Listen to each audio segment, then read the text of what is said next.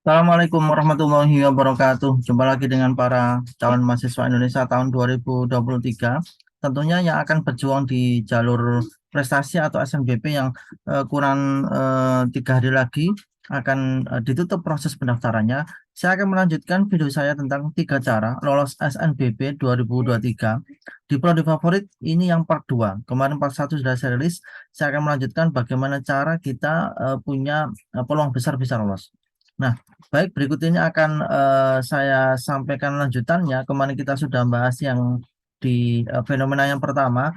Kita membahas yang fenomena kedua, di mana ada anak-anak yang mendaftar jalur prestasi itu melihat peluang.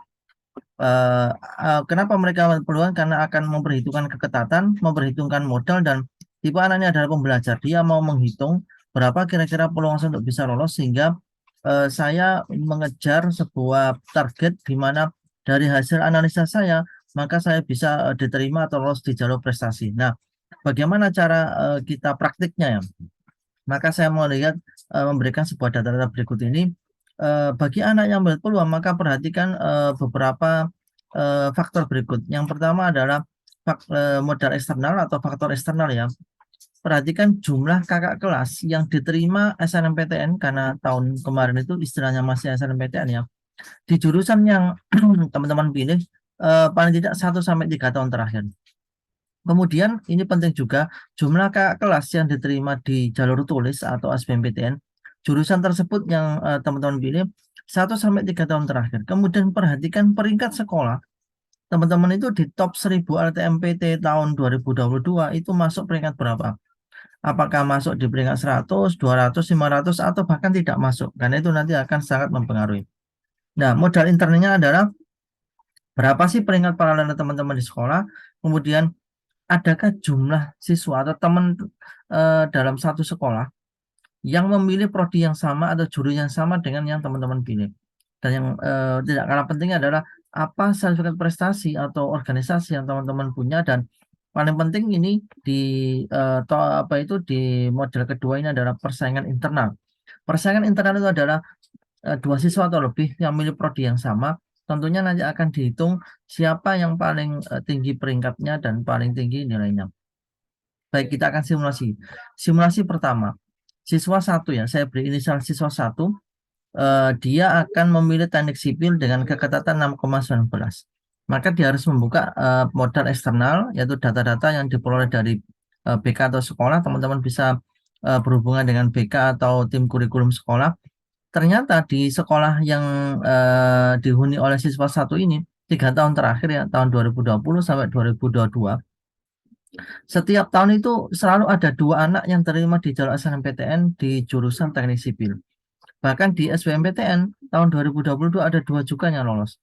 Nilai rapot anak yang lolos di jalur SNMPTN itu ternyata bervariasi, ada 89, 88, tertinggi 90, terendah ini ada sampai 86. Dan ranking paralel di kelas di sekolah itu, anak yang keterima SNMPTN ternyata berkisar ada 14 dan 17, 15 dan 16, dan 14 dan 17. Paling tinggi 17, paling rendah ranking 14. Nah, sekarang kita lihat profil siswa satu yang. Siswa satu ini ternyata nilai rapotnya 86, ranking 15, dan dia punya sertifikat lomba juara 3. Kalau kita lihat data ini, perhatikan nilai rapot yang sudah diterima 3 tahun terakhir, 86 masih masuk di angka yang tahun 2022. Ranking 15 juga masih masuk ya, karena di tahun kemarin itu bahkan ranking 17 masih bisa lolos. Nah, kalau melihat data kekuatan eksternal dan internal ini, maka ini namanya matching ya. Maka hasil analisa adalah peluang siswa satu ini besar. Karena menurut track record sekolah itu, dengan modal ranking 15 dan nilai rapot 86, ternyata tahun lalu bahkan 3 tahun terakhir selalu ada yang lolos. Maka analisa peluangnya adalah besar untuk siswa ini diterima di teknik sipil. Sekarang simulasi model kedua, yaitu saya beri inisial siswa C. Dia ingin memilih teknik sipil. Kasus yang sama, memilih teknik sipil.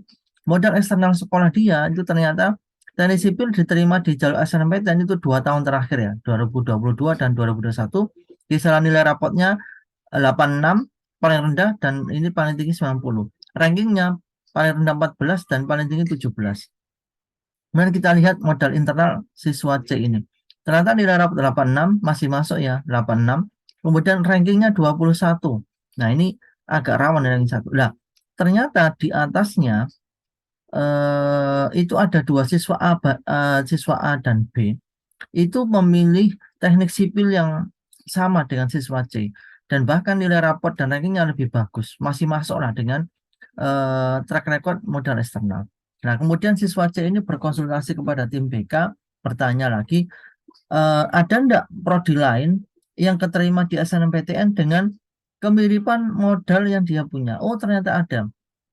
2 tahun terakhir ada prodi teknik kimia, itu diterima satu dengan profil rapotnya itu 88, 87, bahkan ini 86 masih masuk. Rankingnya 25 dan 24. Nah, siswa C ini nilai rapotnya masih masuk di teknik kimia 86. Ini ada 86 data.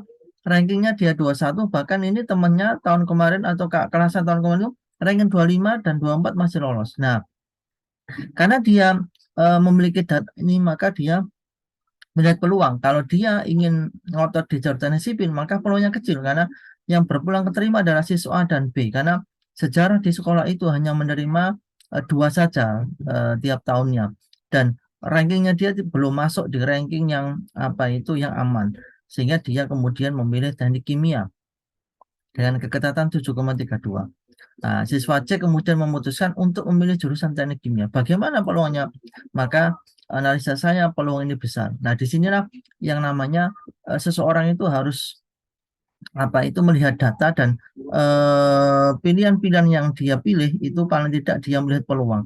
Kalau memang pilihan pertama tidak memenuhi harapan atau peluangnya kecil, maka dia bisa atau dia berani bergeser ke prodi lain yang punya peluang yang lebih besar, di mana nilai rapotnya masuk, rankingnya juga masuk, sehingga secara analisa peluang dia cukup besar untuk bisa lolos. Nah, di sinilah pentingnya sebuah data, dan di sini siswa C ini memutuskan untuk memilih teknik kimia, maka peluang adalah besar.